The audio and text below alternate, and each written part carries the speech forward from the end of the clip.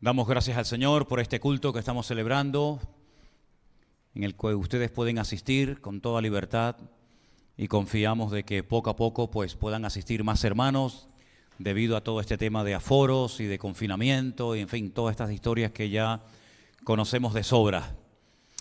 Hemos anunciado por las redes sociales, por los canales de la iglesia, un test o un examen que vamos a tener todos en esta tarde, pero antes me gustaría llevarles al capítulo 24 del Evangelio según San Mateo.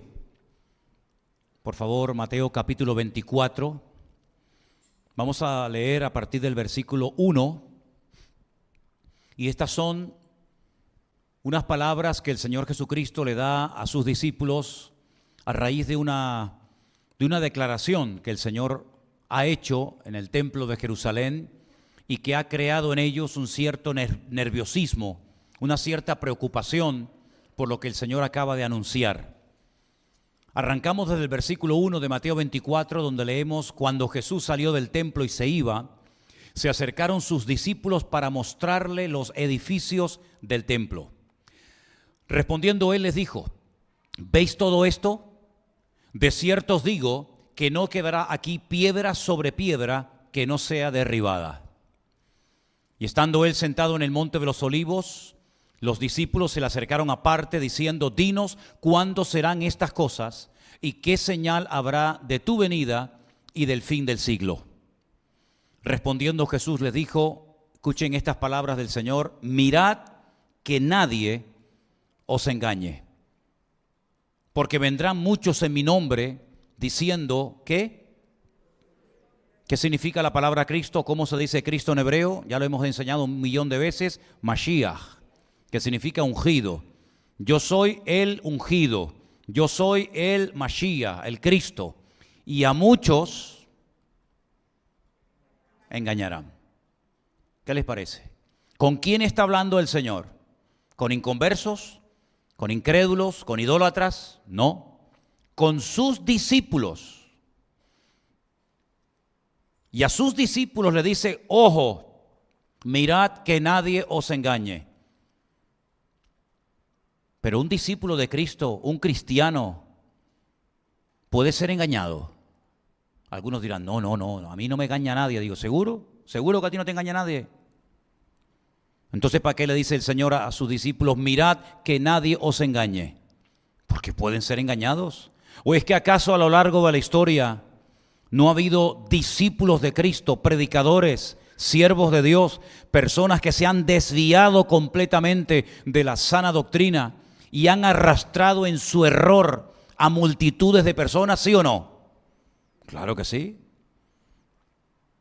Cuando Pablo escribe las cartas a las diferentes congregaciones, muchas veces él expresa su preocupación por el hecho de que los cristianos no sean estorbados en su fe. Y les habla acerca de que esto es lo que hay que creer y esto no hay que creerlo y a esto hay que aceptarlo y esto hay que rechazarlo rotundamente. ¿Por qué? Porque el diablo quiere engañar a los hijos de Dios. Ya los del mundo ya están engañados. Ya los del mundo, ya Satanás lo tiene en el saco. ¿Sí o no? Ya son de él. Al diablo no le preocupan los inconversos. Al diablo no le preocupan los inconversos. Ya todos son de él. Porque estás con Cristo o estás sin Cristo. O estás conmigo o estás contra mí. Los que no creen en él, los desobedientes, los rebeldes, los que se burlan, etcétera, etcétera, ya son del diablo, ya son de él. ¿No le decía el Señor Jesucristo a algunos en aquella época: vosotros sois de vuestro padre el diablo? Así lo decía. Estas palabras, estas exhortaciones no son para inconversos, porque los inconversos ya están engañados, ya están en el saco, en la lista del enemigo. Estas palabras se las dijo el Señor a sus discípulos en el monte de los olivos. Allí no había una enorme multitud, sino que eran sus 12 discípulos que estaban en el huerto de Getsemaní, preocupados por lo que recién acababa de decir el maestro, que no quedará piedra sobre piedra que no sea destruida, y aquello despertó en ellos un temor. Sí, pero ¿cómo? Que nos van a reventar nuestro templo, que nos van a romper el lugar de adoración nuestra. Pero ¿cómo? ¿Cuándo? ¿Y por qué? ¿Y quién va a hacer esto? Entonces el Señor le da una larga lista de cosas que van a ocurrir y una de las cosas que les dice es que tengan cuidado que no sean engañados. Habían estado 3 años con Cristo, el mejor maestro del mundo, ¿sí o no? El mejor predicador, el mejor apóstol, el mejor profeta, el mejor pastor. Y él le dice a sus alumnos y a sus discípulos: mirad que nadie os engañe. Pues entonces vamos a ver si a un discípulo de Cristo, después de haber estado 3 años escuchando la mejor enseñanza del mundo, le dice su maestro: mirad que nadie os engañe, pues ya me contarás dónde quedan la multitud de creyentes que leen poco la Biblia, que están todo el día mirando no sé para dónde, menos para donde tienen que mirar. Pues si a aquellos discípulos le dice el Señor: mirad que nadie os engañe, imagínate a muchos creyentes hoy en día que llevan toda la vida en la iglesia y que todavía no han ni ganado un alma para Cristo, ni han terminado de leer toda la Biblia completa. Imagínate tú, imagínate. ¿No dice la Biblia que el amor de muchos se enfriará? Esas palabras también están en Mateo 24. Se refería al amor de los inconversos, pero ¿cómo se va a enfriar el amor de los inconversos hacia Dios si no creen y aceptan a Dios? ¿No te das cuenta que le está hablando todo el rato a creyentes, a sus discípulos? ¿Se puede enfriar el amor de un creyente hacia Dios? Claro que sí. ¿No lo ven en Apocalipsis capítulo 2? Tengo contra ti que has dejado tu primer amor. ¿Y quién tiene que ser el primer amor? Cristo. No le dice a la iglesia de la Odisea que estaban tibios. Y no le dice el Señor: a los tibios yo les voy a decir lo que yo les voy a hacer. Los voy a vomitar de mi boca. No sois tibios, perdón, no sois fríos, no sois calientes, sois tibios. Por lo tanto, os echaré de mi presencia. Fíjense todas las cosas que el Señor le está diciendo a creyentes, a convertidos, a sus discípulos. Versículo 11. Y muchos falsos profetas, predicadores, se levantarán y engañarán a muchos. Otra vez la mentira, otra vez el engaño y otra vez la palabra muchos. Falsos profetas. ¿Dónde predican los falsos profetas? ¿Dónde tienen el terreno para enseñar falsas doctrinas los falsos profetas? ¿En el estadio de fútbol? ¿En los cines? ¿En los teatros? No, en lugares como por ejemplo iglesias, cuyo objetivo es engañar y arrastrar a los creyentes al error. Más adelante, en el versículo 24, vuelve otra vez a decir: porque se levantarán falsos Mashiach, falsos ungidos, falsos Cristos, si lo prefiere, falsos profetas. Y ahora añade un dato más. Por si fuera poco ya lo que venía diciendo, ahora otro dato más. Y harán grandes señales y prodigios. ¿Pero acaso un falso Cristo, un falso profeta, un falso Mesías puede hacer milagros? Algunos dicen: no, no puede ser. ¿No? ¿Y entonces eso qué significa? ¿Un falso Cristo, un falso profeta puede hacer grandes señales y prodigios, sí o no? Sí, porque si dicen no, entonces estamos llamando al Señor mentiroso. Estos falsos profetas, estos falsos ungidos o Cristos, harán grandes señales y prodigios. ¿Con qué objetivo? Pues otra vez volvemos a lo mismo. Para engañar, si fuere posible, aún ¿a quién? ¿Y quiénes son los escogidos? ¿Usted es un escogido de Dios? ¿Sí o no? Yo quiero oír fuerte la respuesta, no los quiero ver dudar. ¿Usted es un escogido de Dios? Vamos a confirmar esto que acaban de decir con la palabra, a ver si es verdad o no. Escuchen esto. Y vosotros que no erais pueblo, ahora sois pueblo de Dios, real sacerdocio, nación santa, pueblo escogido por Dios. Luego somos escogidos por Dios, 1 a 1. ¿Sí o no? 1 a 1. Ponme el versículo 24 otra vez. Falsos cristos, falsos profetas que harán señales, que harán prodigios, que harán maravillas de tal manera que engañarán, si fuere posible, aún a los escogidos. Ponga la palabra cristianos, ponga la palabra discípulos.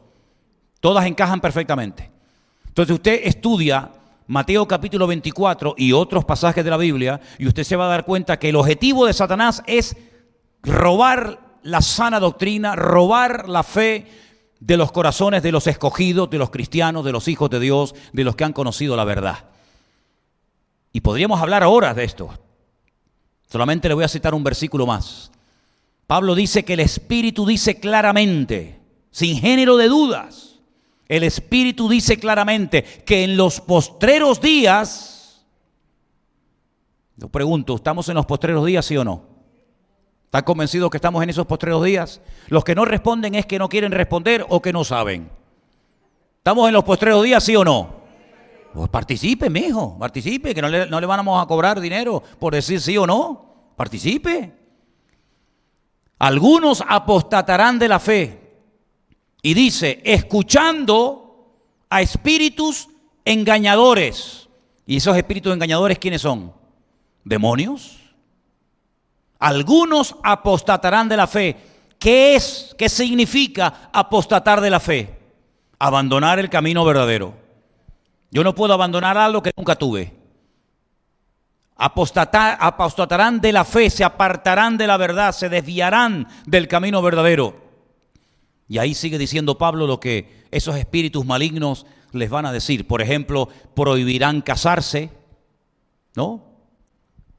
¿No se ha prohibido casar a algunos cristianos que quieren servir al Señor a lo largo de la historia, sí o no?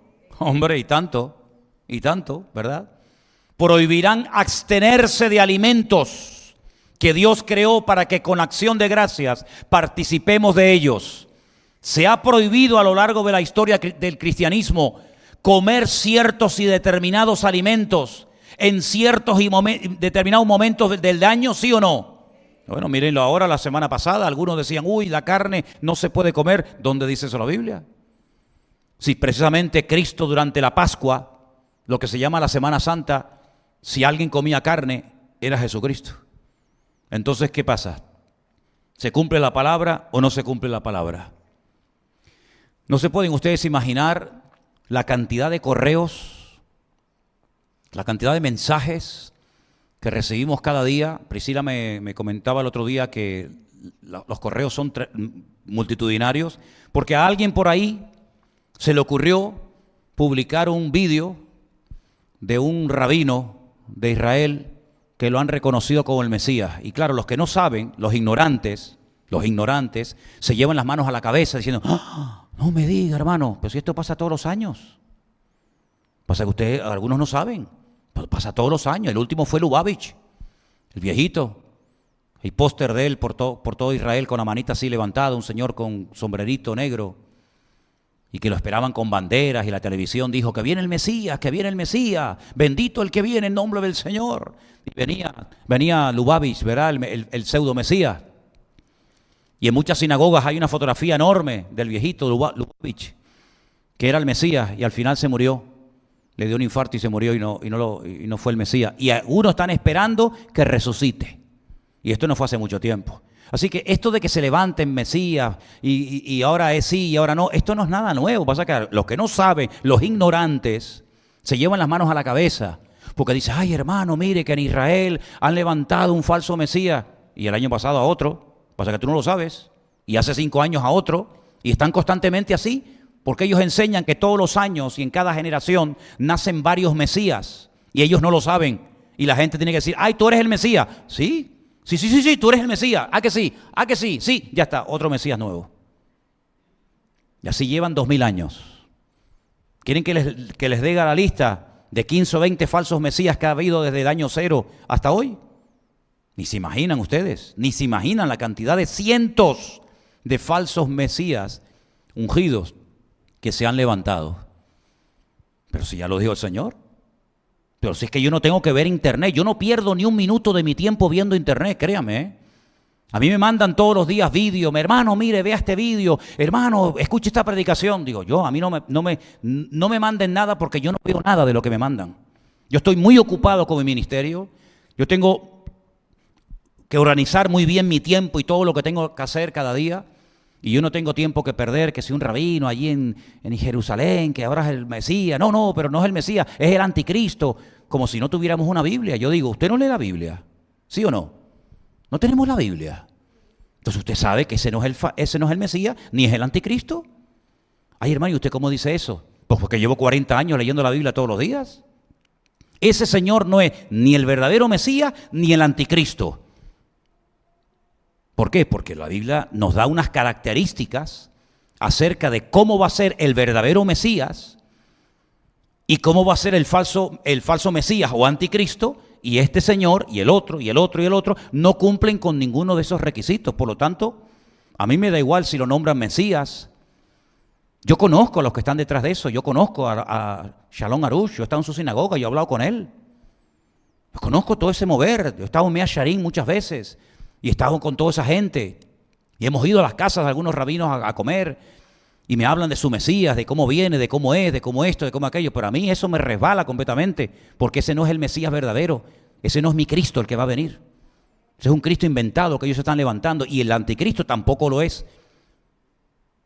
Porque la Biblia nos da cientos y cientos de detalles y de datos para reconocer al falso del verdadero y al verdadero del falso. Solamente es cuestión de leer la Biblia. Pero no pierdo ni un minuto de mi tiempo que la internet, que la página web, que no sé qué. Es que no me interesa, hermano. A mí no me interesa esas historias. Yo sé en quién he creído. Yo tengo la información exacta y correcta. Y yo desde el púlpito no comparto mentiras ni estupideces. Yo desde el púlpito comparto la bendita palabra de Dios y comparto verdades. Y las mentiras no me interesa, porque la Biblia dice que en los últimos tiempos algunos serán engañados. Pero si usted es miembro de esta iglesia, usted no puede entrar en ese juego. Usted no puede entrar en ese jueguecito. Los miembros del Centro Evangélico Vida Nueva tienen que tener características bien definidas y bien claras. Y una de ellas es un alto conocimiento de la palabra de Dios. Si usted no quiere convertirse en un discípulo de Cristo con un alto nivel de conocimiento bíblico, usted no puede ser nunca jamás miembro de esta iglesia. Porque en esta iglesia usted sabe que un énfasis tremendo que le damos, ¿a qué es? A la palabra de Dios. Aquí no queremos neófitos, no queremos vagos, no queremos flojos, no queremos gente emocional. No, que Dios me habló, que el Espíritu me dio. Aquí no queremos gente así. Aquí queremos gente que vaya en serio, que se tome en serio su vida cristiana, que estudien y que lean la palabra de Dios. Y que cuando ustedes vean esas cosas, ustedes mismos le digan a esa gente lo mismo que yo les estoy diciendo a todos ustedes en esta tarde. Eso es falso, no pierdan el tiempo en esas cosas, invierta su tiempo en la verdad y en conocer y en servir al Señor. Eso es lo que tenemos que hacer. Perder el tiempo en tonterías y en vídeos, que este me dijo, que otro me dijo. Esa característica no es típica de un miembro de Vida Nueva. De otras iglesias a lo mejor sí, pero los miembros de esta congregación somos gente seria. ¿Cuántos dicen amén? No somos mequetrefes ni machangos que queremos entretenernos con jueguecito y con bobería. Somos gente seria, centrada en la palabra de Dios. Que la gente cuando le vea diga, uy, cuidado que estos son de Vida Nueva. ¿Me está oyendo? Estos son de Vida Nueva. Estos son los marines.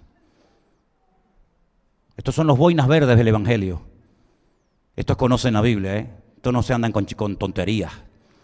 Esa es una de las características que nosotros tenemos que tener.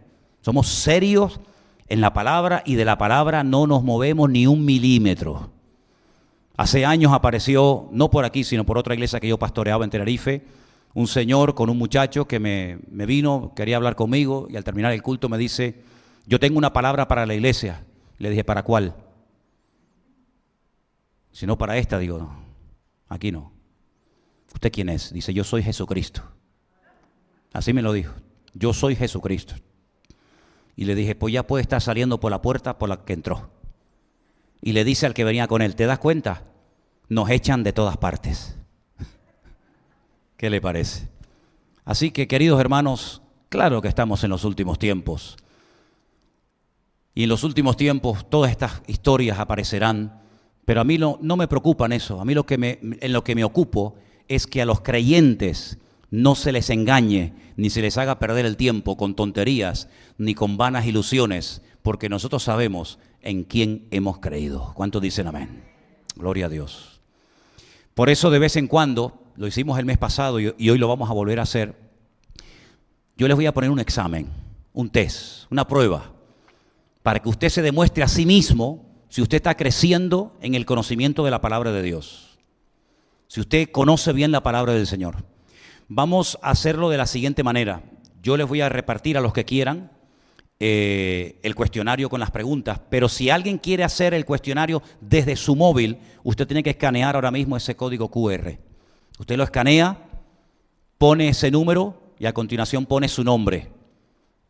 Y puede participar desde su móvil, y si usted acierta la pregunta que aparece en el formulario, su nombre va a aparecer ahí como que usted ha respondido correctamente a la pregunta. Si usted no ha respondido correctamente, su nombre no va a aparecer y entonces no recibirá como premio el viaje a Israel con todos los gastos pagados. Así que ya sabe lo que hay que hacer.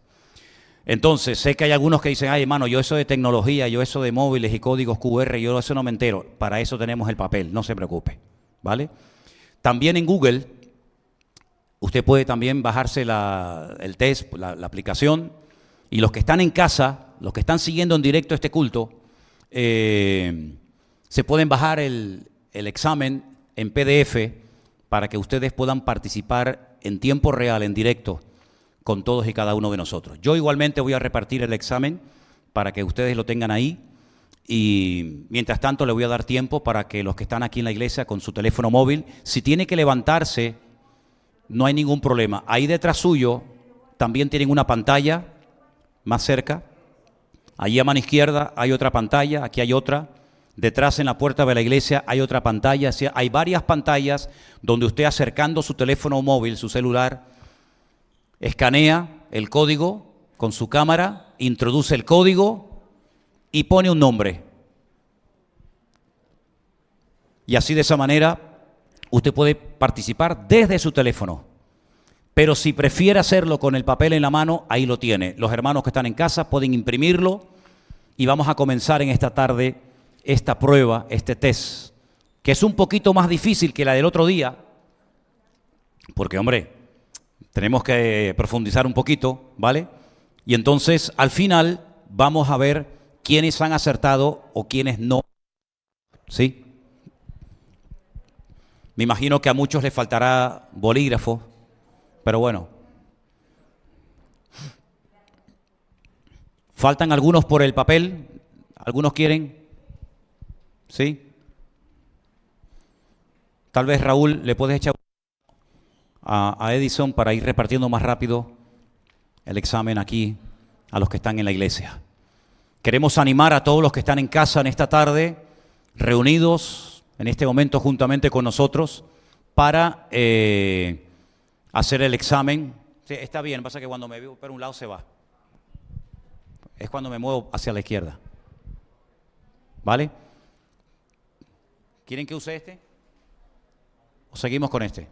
Sí, es cuando me muevo. Ya lo tengo controlado. Muy bien, hermanos. Vamos a... Déjame una cuando puedas.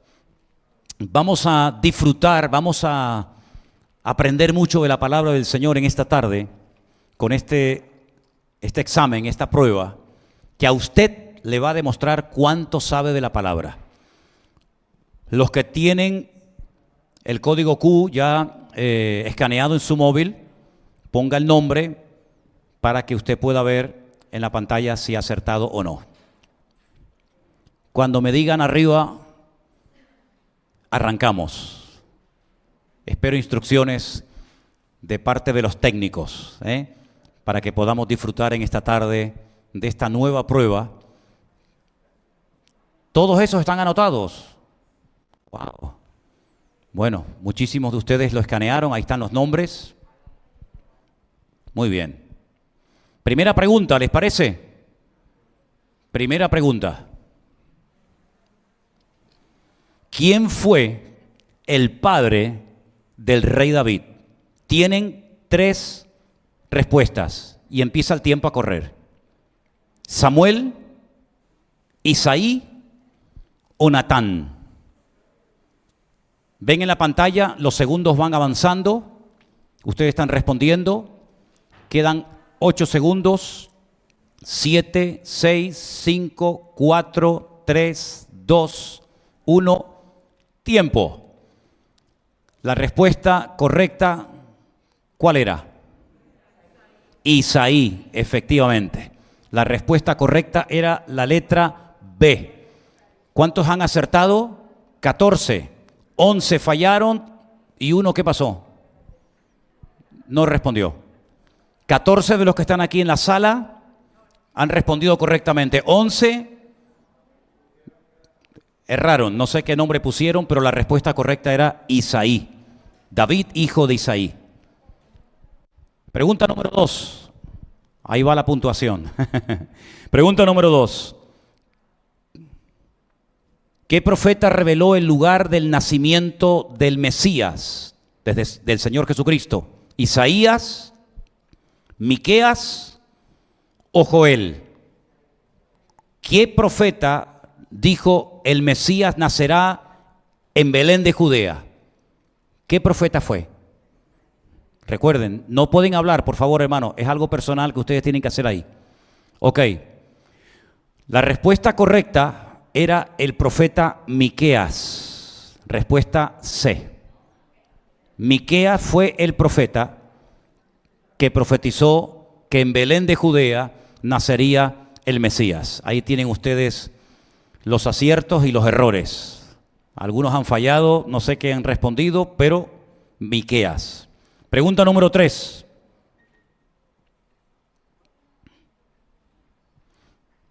¿Cómo se llamaban los 3 amigos del profeta Daniel? Leví, Zabulón y Rubén, Sem, Can y Jafet, o Ananías, Misael y Azarías.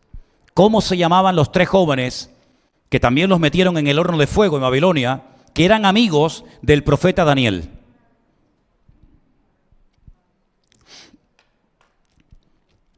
El tiempo ha transcurrido y la respuesta correcta era la letra B. Exactamente. Ananías, Misael y Azarías. Lo que pasa es que la gente menciona el nombre que le puso Nabucodonosor, que era Sadrat, Mesat y Abednego, pero eso no eran sus nombres verdaderos. Sus nombres verdaderos eran Ananías, Misael y Azarías. Y vamos a acostumbrarnos a nombrarlos por sus nombres verdaderos y no por los que les pusieron en Babilonia. Pregunta número 4, hermanos. Vamos. ¿De qué material era la cabeza de la estatua de Nabucodonosor? A, de bronce, B, de hierro, C, de oro.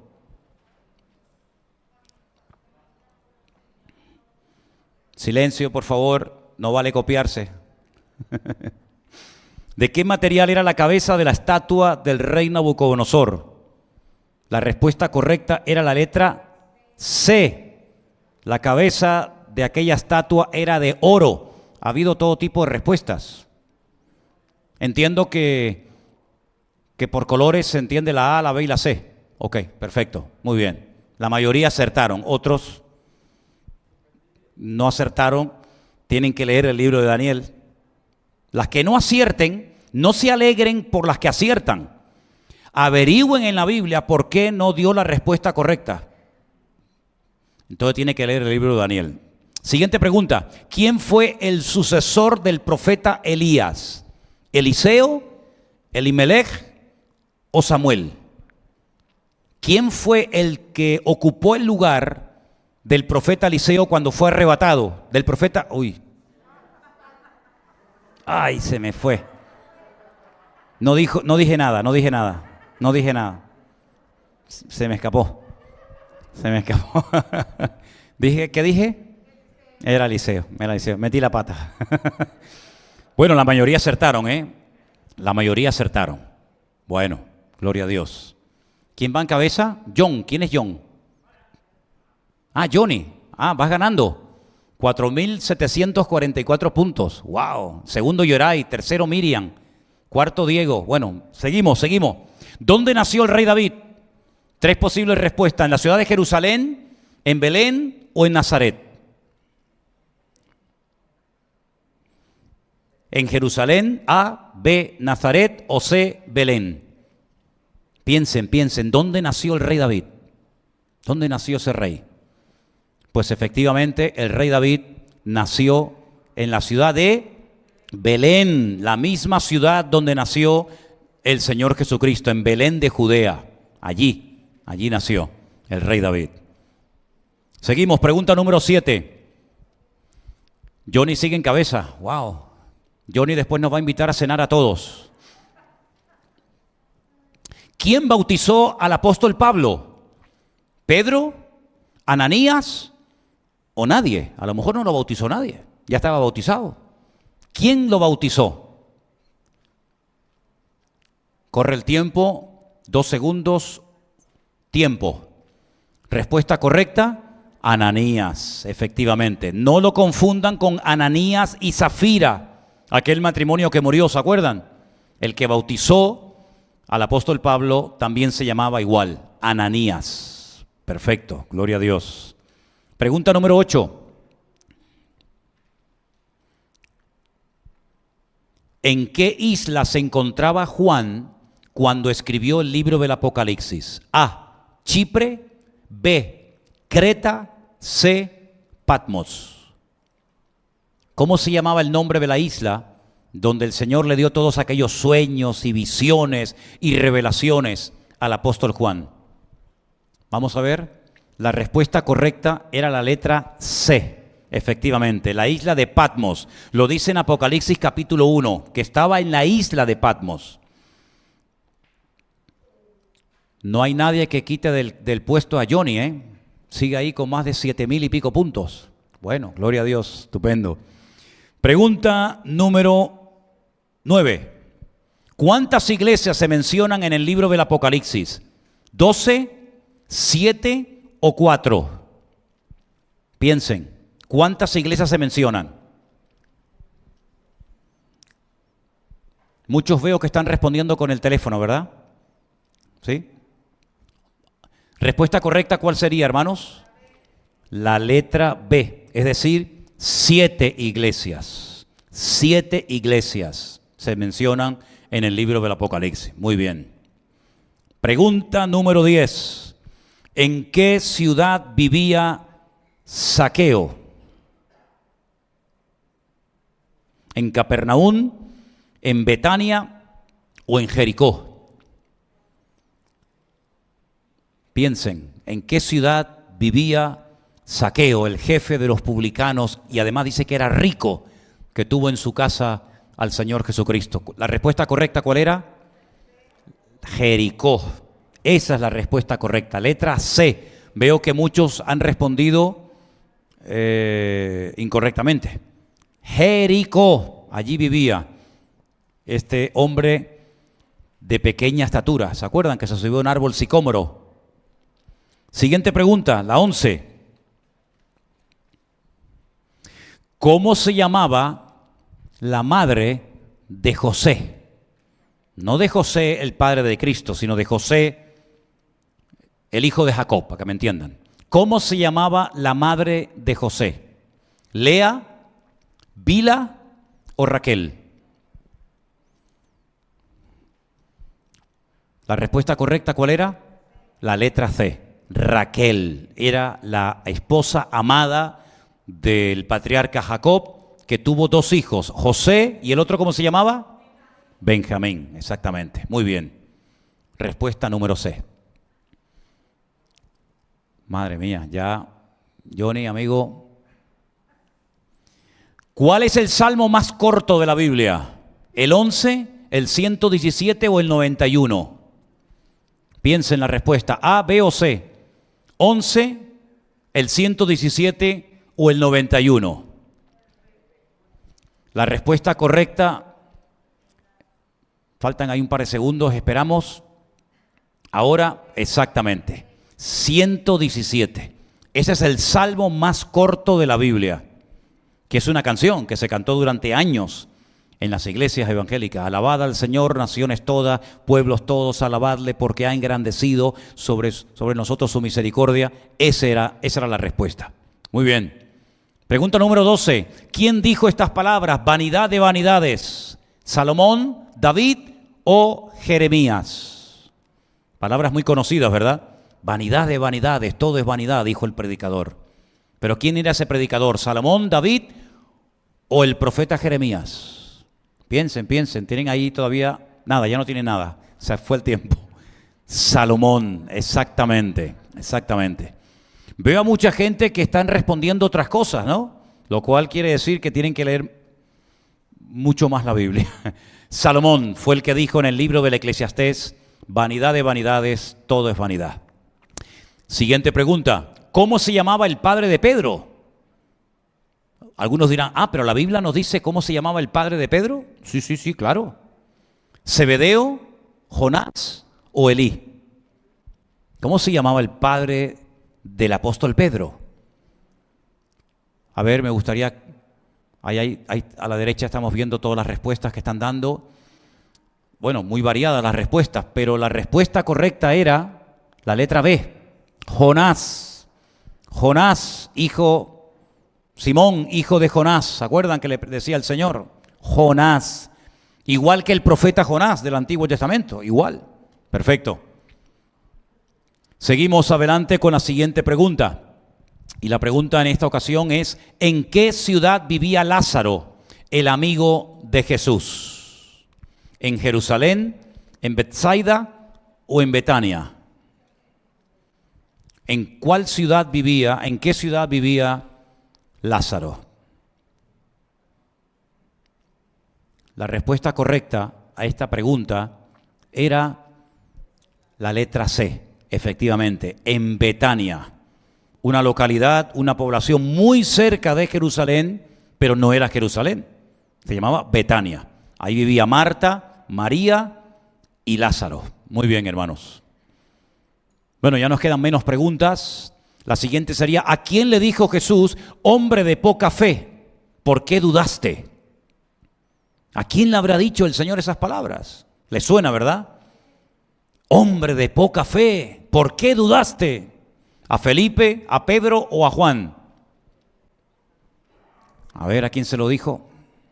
La respuesta correcta es la letra B. Se lo dijo a Pedro cuando se hundió en el mar, ¿se acuerdan? Señor, sálvame. Y entonces el Señor lo sacó y al llegar a la barca le dijo, ¿por qué dudaste? Hombre de poca fe. A Pedro, efectivamente. Bueno, seguimos adelante. ¿Cuál es la recompensa a los de limpio corazón? A, que ellos verán a Dios. B, que ellos serán saciados. C, que recibirán consolación. ¿Cuál es la recompensa a los de limpio corazón? ¿A, B o C? Espere, a mí no me lo digan, tienen que decirlo ahí. La letra A, efectivamente. Bienaventurados los de limpio corazón, porque ellos verán a Dios. Esa es la respuesta, la letra A, efectivamente. Solamente aparecen los 5 primeros, ¿no? Sí, bueno, los demás ni aparecen. ¿Quiénes preguntaron dónde está el rey de los judíos? ¿Los pastores? ¿Los escribas y los fariseos? ¿O los magos de Oriente? ¿Dónde está el rey de los judíos? Iba a seguir recitando el versículo, pero si lo recito ya saben la respuesta. Los magos de Oriente, efectivamente. Porque su estrella hemos visto en el Oriente y venimos a adorarle, efectivamente. La letra número C. Pregunta número 19, sería la penúltima.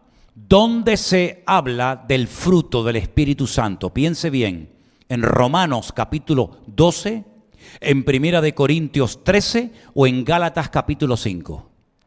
¿Dónde está el tema del fruto del Espíritu Santo? De estas 3 cartas, ¿dónde se habla de este tema? Efectivamente.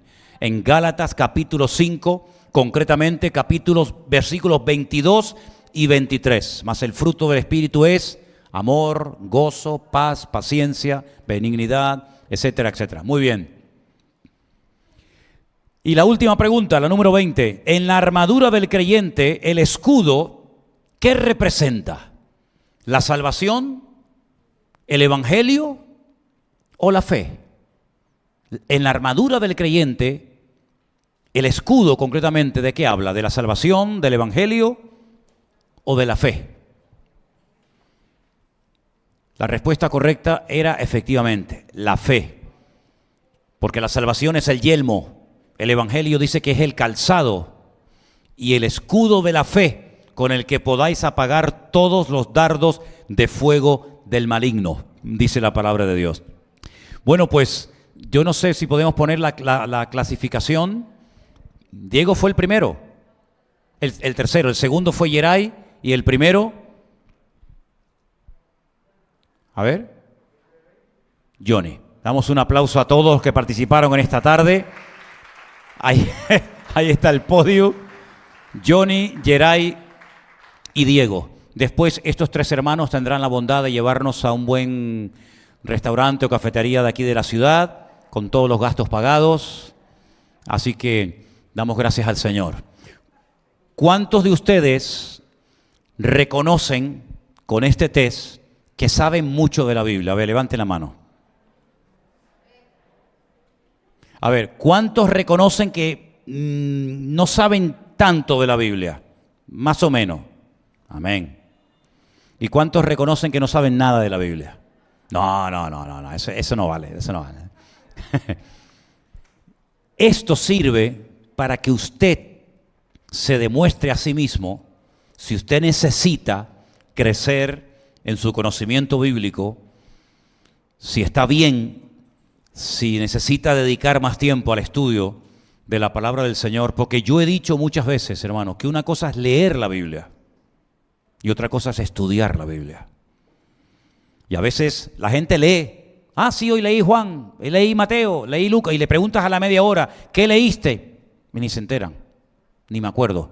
Pero cuando usted desarrolle la costumbre de leer tranquilamente, por ejemplo, esta semana estoy compartiendo en los devocionales de la mañana diferentes salmos. Claro, no puedo hablar de todos porque son 150, me llevaría 150 días hablar de cada uno. He escogido 5 y bueno, ya la próxima semana pasamos al libro de Proverbios. En Israel hay una costumbre que dice que un estudiante normalito, un estudiante normal, sencillo, cuando escucha a su maestro dar una enseñanza, y por ejemplo, imagínense que el maestro ese día explicó el Salmo 1. Un estudiante normal lee entre 20 y 30 veces cuando llega a casa el Salmo 1. Un estudiante mucho mejor de 50 a 70 veces. Y un buen estudiante de 100 veces para arriba. Entonces usted dirá, entonces yo no llego ni a mal estudiante, ¿no? Porque si el pastor el domingo habló del Salmo 1, yo llego a mi casa y no lo leo, y usted dice que uno normalito lo lee 30 veces, entonces yo no soy ni normalito, soy por debajo de lo normal, ¿no? Bueno, eso es lo que a mí me gustaría que usted comenzara a hacer en su vida. Claro, ¿qué es lo que ocurre? Que cuando tú encuentras a un muchacho de estos que se ha leído 70, 80, 90, 100 veces el Salmo 1 o Deuteronomio 30 o lo que sea, se lo sabe de memoria. Si yo le preguntara a usted, ¿usted se acuerda cuando fue católico? ¿Se acuerda de esa época? ¿Se acuerda del Dios te salve María? Se nos quedó grabado. Se nos quedó grabado. Lo repetíamos y lo repetíamos y lo repetíamos. Y a base de repetir y repetir, se te quedó grabado. Si usted tuviera la costumbre de decir, bueno, ¿el pastor de qué predicó el domingo? Bueno, el texto principal fue, por ejemplo, Mateo 18. Cuando usted llega a casa, yo voy a leer 20 veces el capítulo 18 de Mateo. Yo le aseguro a usted que algo se le tiene que quedar. Si además de leer, de escuchar, de escribir lo que usted ha leído, usted va a poder superar esa excusa que muchos tienen, que dicen, no, es que a mí no se me quedan las cosas que oigo. No tengo memoria. No tiene memoria porque no la ha usado. Porque si usted ejercitara la memoria, claro que la puede desarrollar. Lo que pasa es que no es en un día ni dos. Pero si usted se acostumbra a leer y a leer y a leer y a leer y a leer y a leer. Miren, yo por ejemplo tengo una costumbre, les voy a decir algo que yo hago personalmente hace años. Yo todos los sábados leo el salmo que toca el sábado, el Shabbat. Además lo dice la Biblia. Salmo para el día de reposo. ¿Cuál es? El 92. Yo todos los sábados por la mañana, cuando me levanto, yo leo el Salmo 92. Bueno, ya me lo sé de memoria. Te lo puedo decir de atrás para adelante, de adelante para atrás. ¿Por qué? Porque lo he leído tantas veces que a base de repetir y repetir y repetir, la palabra queda. Y algunos dirán, bueno, ¿y esto para qué sirve? ¿Qué para qué sirve? ¿Usted no ha leído ese versículo que dice, el Espíritu Santo recordará en la misma hora lo que debéis decir? Recordará, no dice revelará. Hay algunos que se mueven en el campo de la revelación, no estudian, no leen, son unos flojos, son unos vagos, pero el Espíritu me va a revelar. ¿Qué le va a revelar a usted, amigo?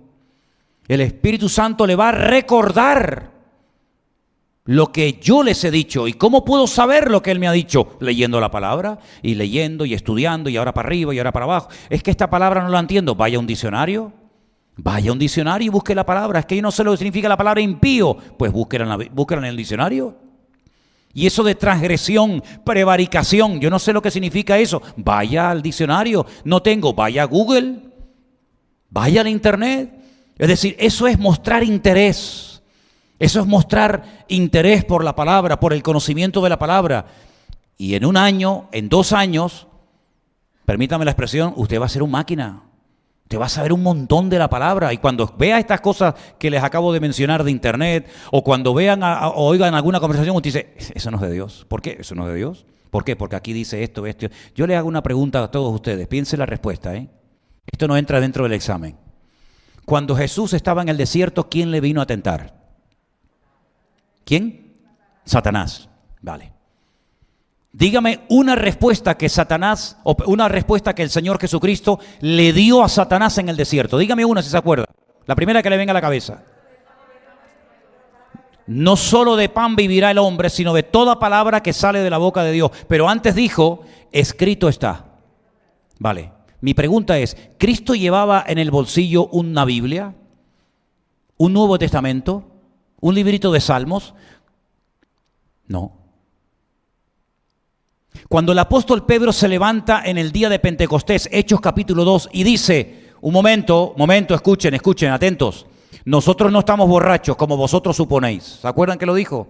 Son las 9 de la mañana. Se ve que en aquella época nadie se emborrachaba a las 9 de la mañana. Si hoy en día tuviera que predicar Pedro, a lo mejor diría, bueno, pero se ve que en aquellos tiempos nadie se emborrachaba a las 9 de la mañana.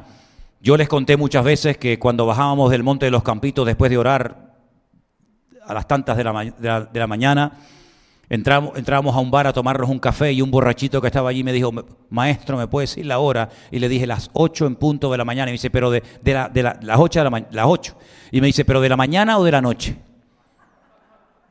Digo, no, hombre, como era de noche, él pensaba que serán las 8 de la noche. Pedro dijo, son las 9 de la mañana, no estamos ebrios. Esto es lo dicho por el profeta Joel. Y entonces cita un pasaje enorme, dice, en los postreros días, dice el Señor, que derramaré mi Espíritu Santo sobre toda carne. Vuestros jóvenes verán visiones, vuestros ancianos soñarán sueños. Y uno dice, pero tenía un Nuevo Testamento, tenía una Biblia, Pedro, en la túnica. ¿Cómo fue capaz de citar casi un montón de versículos de memoria? Porque precisamente se lo sabía de memoria. Se lo sabía de memoria. El etíope eunuco, cuando va por el desierto, como él no sabía la escritura, él la tenía que ir leyendo. Y Felipe se le acerca y le dice, ¿entiendes lo que lees? Dice, no, no lo entiendo. Entonces se le acercó y le predicó la palabra. Hay gente por ahí, hay iglesias, hay ciertos sectores del mundo evangélico que dice que no hace falta estudiar, que el Espíritu te va a revelar en el momento preciso cuando te pares detrás de un púlpito a predicar la palabra. Yo no me congregaría en una iglesia donde hay un pastor que es un vago para el estudio de la palabra. ¿Usted qué hace en todo el día, caballero? ¿Usted qué hace? Usted se levanta por la mañana y si usted no estudia ni lee la palabra, ¿usted qué hace? ¿Jugar a la PlayStation? ¿Hacer el idiota todo el día? Yo quiero estar bajo la cobertura de un pastor que sabe de la palabra, que dice, no, eso no es de Dios, eso sí es de Dios, esto ahora... Yo quiero estar bajo la cobertura de un hombre que domina la Escritura. Yo no me voy a poner en las manos de un médico que dice, mire, yo sinceramente le digo, yo no tengo mucha experiencia, pero vamos a ver si tocando por aquí, usted dice, no, yo me levanto y me manda a mudar, y voy a poner yo en las manos de un médico que esto es un desastre, una temeridad. Bueno, entonces, ¿por qué buscamos siempre el mejor médico, la mejor opinión médica, el mejor abogado, la mejor autoescuela para sacar el carné, la mejor universidad para que la niña tenga una carrera el día de mañana, el mejor hombre para casarme con él? Usted no busca cualquier mequetrefe por ahí. Usted dice, no, yo quiero el príncipe. Póngale el color que quiera. Sí, siempre buscamos lo mejor, la mejor casa para vivir. Hombre, si tiene un jardincito, mejor que si tiene una habitación más. Siempre buscamos lo mejor. Y después resulta que para las cosas del Señor nos conformamos con la mediocridad y nos conformamos con cualquier cosa. Pues no, Señor. No, Señor.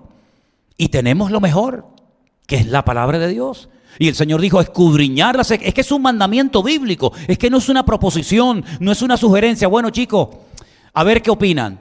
Vamos a poner la votación. Atentos. Tienen que leer todos los días la palabra y estudiarla. Respuesta A, no me da la gana. Respuesta B, ya veremos. Respuesta C, tienes razón, Señor. No, eso no es así. Son imperativos, son órdenes que el Señor ha dado. Pablo está en la cárcel a punto de que le corten la cabeza, a punto de dar su vida por Cristo, y le pide a Timoteo que le lleve los libros. Pero Pablo, si te van a matar. Pero hasta el último momento quiero estar leyendo. Tráeme los pergaminos que dejé en la casa de Carpo. Tráeme material para seguir estudiando. Y mientras tanto tú sigues encargándote y ocupándote en la lectura, en la exhortación, en la enseñanza. Un hombre que ya tiene todo hecho en la vida. Un hombre que no tiene que pasar ya ningún examen, porque ya ha demostrado de sobra si es de Dios o no es de Dios, si Dios lo ha bendecido o no lo ha bendecido. Pablo, déjate de seguir leyendo y estudiando. No, tráeme los pergaminos que quiero seguir leyendo hasta el último minuto. ¿Y a qué se dedicó Pablo mientras estaba en la cárcel? A hacer crucigramas, a jugar al sudoku, a sopita de letras. No, a escribir cartas. Y mira qué cartas escribía, Filipenses, wow.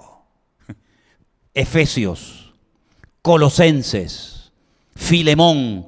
Unas cartas que hasta el día de hoy seguimos utilizando para predicar la palabra de Dios a multitudes de creyentes alrededor del mundo. Desde la cárcel no estaba llorando, quejándose, es que nadie me viene a visitar, es que tengo mucho frío, que lo tenía, porque pide el capote. ¿El capote qué era? ¿Para torear? No, era para taparse del frío. Tráeme el capote. Un hombre que hasta el último momento está dispuesto a esforzarse por las cosas del Señor. Cuando el Señor Jesucristo resucita y se va por ese camino hacia Emaús, ¿se acuerdan? Aquellos que iban discutiendo que no sé qué, que no sé cuánto, que nos equivocamos. Y el Señor le dijo, pero duros de corazón. Y dice que los llevó por toda la ley, por todos los profetas y por todos los salmos. ¿No era necesario que todas las escrituras se cumplieran, que hablaran de los padecimientos de Cristo? ¿Cómo el Señor dominaba la escritura? ¿Y qué dijeron ellos después? Oye, ¿tú no notabas que cuando nos abría las escrituras, cuando nos explicaba la palabra, ardían nuestros corazones? Entonces, queridos hermanos, ¿es bíblico o no es bíblico estudiar? Por supuesto que es bíblico estudiar. Por supuesto que es bíblico tener una buena base. Y después, cuando usted tiene esa buena base, usted va a poder enseñar a otros. Como dice la carta a los Hebreos, debiendo ser ya maestros, después de tanto tiempo, todavía tenéis necesidad de leche y no de alimento sólido, porque sois inexpertos en la palabra.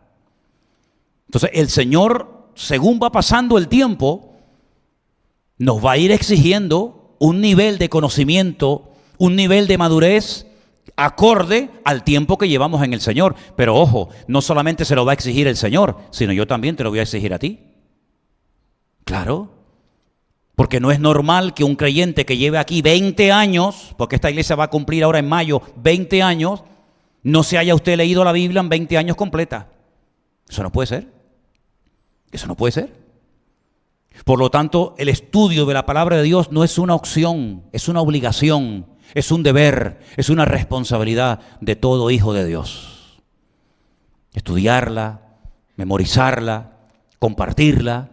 Y por eso estas pruebas, estos tests, a usted le demuestran, dice, pues ¿cómo puede ser que yo no sepa cómo se llama el padre de David? ¿Usted sabe dónde vive usted? ¿Usted sabe dónde ha dejado aparcado el coche? ¿Usted sabe su número de carnet de identidad? ¿Usted sabe cuánto dinero tiene en el banco? ¿Usted sabe cuánto debe? ¿Y cómo puede ser que tengamos memoria para todas estas cosas y luego para la Biblia y para las cosas de Dios no tenemos memoria? ¿Cómo puede ser que una persona esté 2 horas y media, bueno, 2 horas y media en algunas películas, porque hay otras que empiezan y no sabes cuándo termina? ¿Cuántos han visto Ben-Hur? Ben-Hur dura 4 horas, me parece, ¿no? ¿Y la entendió? ¿Y lo que el viento se llevó?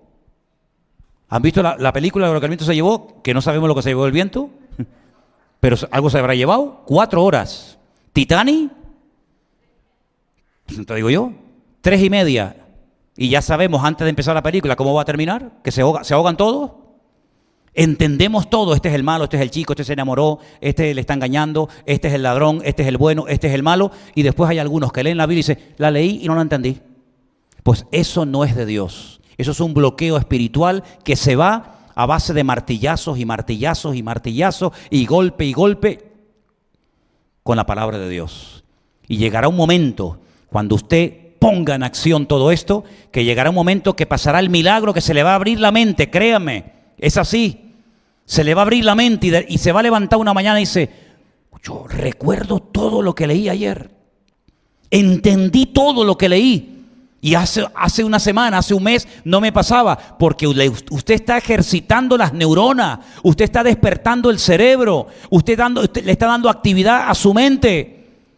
¿Por qué hay tanta gente enferma de la cabeza? Porque la llenan de basura. ¿Por qué hay tanta gente que pierde la cabeza? Porque no tienen ocupación y se dedican a lo que nunca tenían que haberse ocupado. Ayer escuché las declaraciones de una doctora que dice, yo durante años he diagnosticado a un montón de gente y le he dicho, usted lo que tiene es una depresión. Pero dijo algo muy interesante esta doctora ayer y dice, a partir de ahora voy a comenzar a diagnosticar a mucha gente y a decir, como resumen, como conclusión, lo que usted tiene es su mente vacía. Y me llamó la atención aquello, porque la Biblia habla mucho de la mente, ¿sí o no? La Biblia dice que tenemos que tener la mente ¿de quién? De Cristo. ¿Se puede llegar a tener la mente de Cristo? Hombre, si me dice la Biblia que tengo que tener la mente de Cristo, se da por cierto que podemos llegar a tener la mente de Cristo, pero lógicamente nos falta mucho, porque llegar a pensar como Cristo, llegar a sentir como Cristo, llegar a vivir como Él, es posible. Y tenemos todos estos años, los que hemos tenido hasta ahora, para aprender. Y quiero terminar diciendo algo.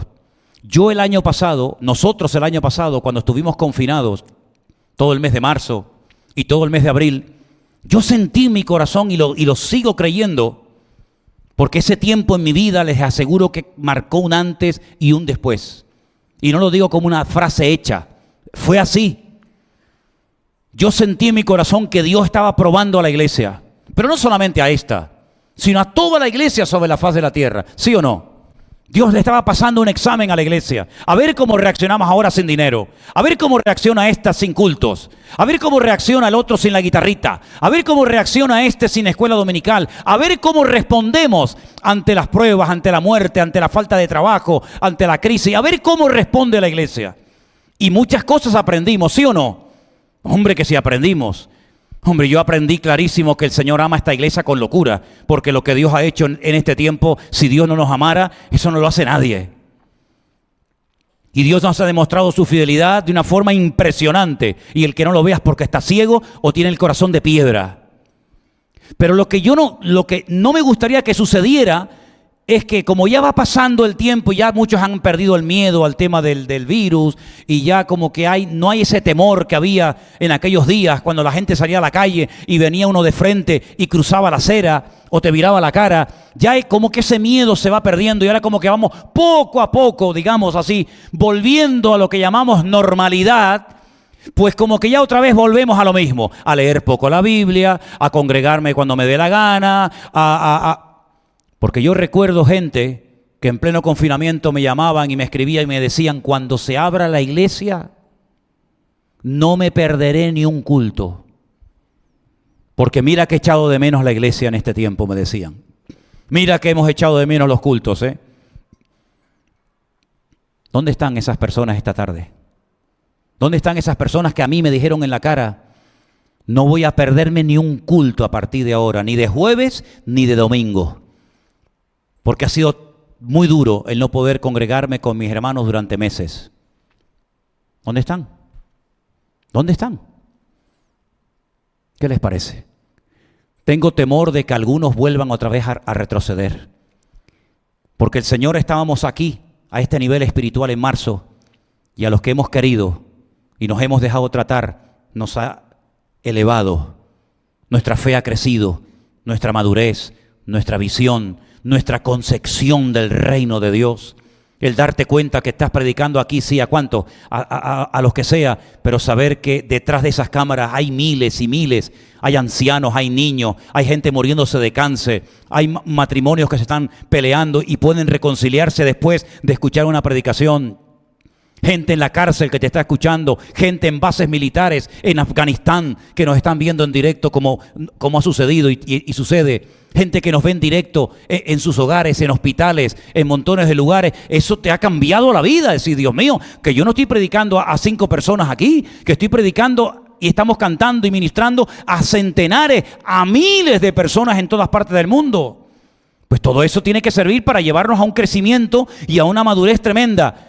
Y yo no quiero dar marcha atrás, créame, yo no voy a dar marcha atrás. No voy a dar marcha atrás. Cumplo este año 60 años. Cumplo en mayo 40 años de pastor. Y yo no voy a dar marcha atrás. No voy a perder ni un minuto de mi tiempo.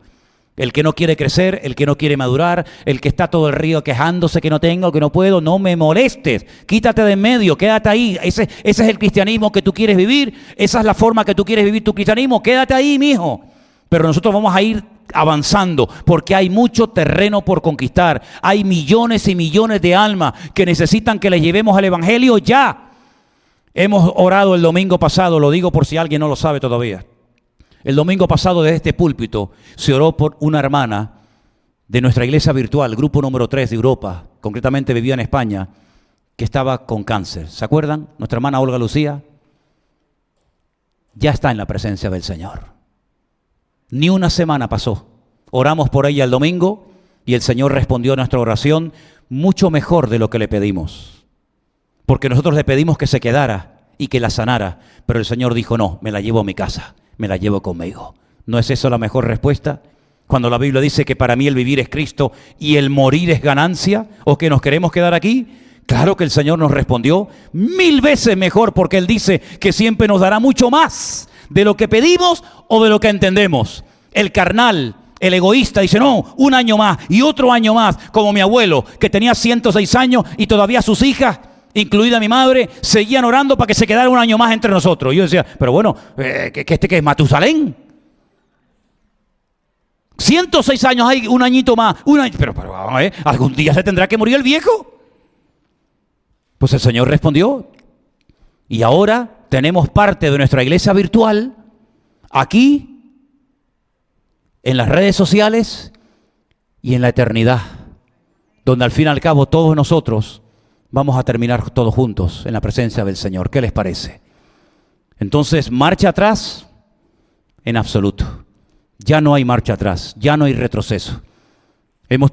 Recientemente he tenido una reunión con todos los que están en alabanza, en sonido, en cámaras, en ordenadores, diciéndoles, chicos, esto es muy serio.